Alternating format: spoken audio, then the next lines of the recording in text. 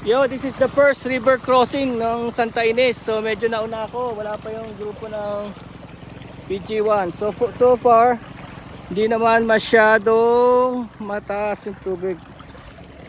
Kasi nakatawid na ako. So nakikita ko naman yung mga local naka-wave. Wave 125. Nakatawid naman sila, ayun oh. Naka-extra rin. Tingnan nyo naman oh, mukha lang siyang sobrang lalim pero bitaw pa yung makina, muusok lang yung makina. Parang may nangyaring aberya dun sa mga tropa. Mga 30 kami, mga 20 ganyan something na PG1 eh. So nandun sila. Hindi ko pinapatay yung makina.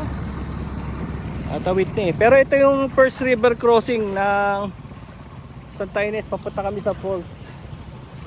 So kung makalusot kami rito, makakalusot kami dun sa anim pa bago kami makarating sa falls.